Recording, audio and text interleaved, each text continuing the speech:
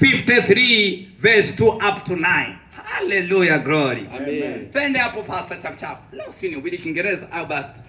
Twende. Maana alikuwa mbele zake kama mche mororo. Maana alikuwa mbele yake kama mche mororo. Na kama mzizi katika nchi kavu. Na kama mzizi katika nchi kavu. Yeye hana umbo wala uzuri. Yeye hana umbo wala uzuri. Na tumuonapo hana uzuri. Huyo sasa anayetabiriwa hapo na nabii Isaya alikuwa ni Yesu Kristo. Kwa hiyo Isaya anatupa prophecy itakayokuja kutokea.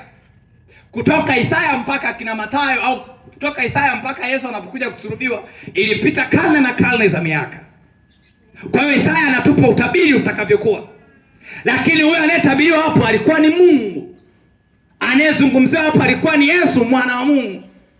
Lakini ukimwangalia hauwezi ukamtamani. Ukimwangalia huwezi ukafiri kabisa kwamba naweza nikakaa na huyu mtu na kumwita kama Mungu kwangu. Na ndio maana moja ya challenge ya Wayahudi kwao kwa sasa hivi ni kwamba tayari picha ya Yesu Kristo walikuwa nayo. Kama walikuwa nayo maana yake wana picha ya mwanadamu kama wa kawaida. Lakini kama walimuhuzunisha au kama walikuwa wanamwangalia sio mtu wa kutamanika, unawaambiaje kwamba huyu ni Mungu? Sometimes maisha yetu yanaweza yakaonekanika kana kwamba yana huzuni.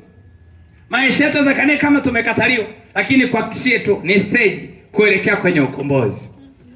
Saidia ni stage ya kuelekea kwenye ukombozi.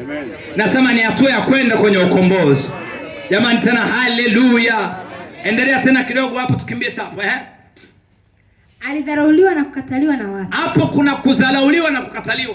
Mtu wa huzuni nyingi. Mtu wa huzuni nyingi. Ajuaye sikitika. Alikuwa anajua kusikitika. Na kama mtu ambaye watu humficha nyuso zao. Watu ni kama wamemficha nyuso zao. Alidharauliwa wala hatukumhesabu kuwa kitu. Alipata kudharaulika lakini hakuhesabika kwamba ana kitu chochote cha kuonekanika.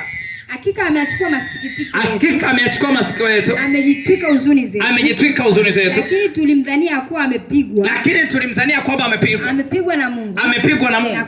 Na kuteswa. Bali alijeruhiwa kwa makosa yetu. Alijeruhiwa kwa makosa yetu. Alichubuliwa kwa maovu yetu. Alichubuliwa kwa maovu yetu. Adhabu ya amani yetu ilikuwa juu yake. Adhabu ya amani ilikuwa juu yake. Na kwa kupigwa kwake sisi. Na kwa kupigwa kwake yeye tumefanyaje? Tumepona. Sasa kusema tena haleluya.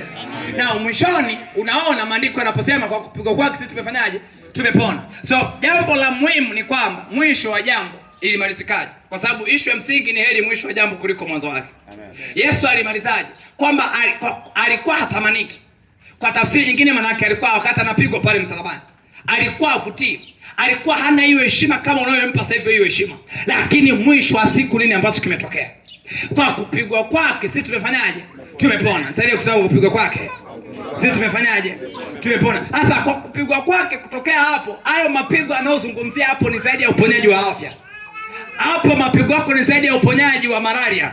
Hiyo ni zaidi ya figo. Hiyo ni zaidi ya kansa. Kwa kupigwa kwake kama hakuna mtu aliyemtamani, basi tuna kibali chetu kutokea kwake.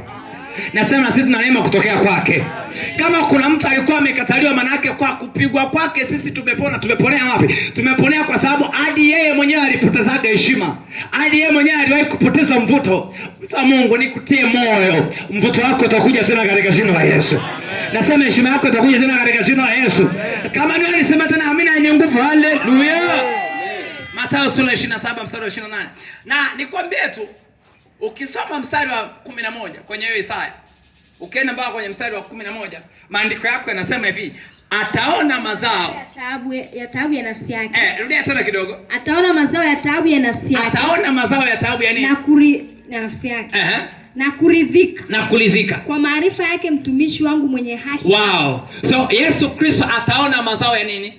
Ya taabu yake. Jamani haleluya. Amen. Yesu Kristo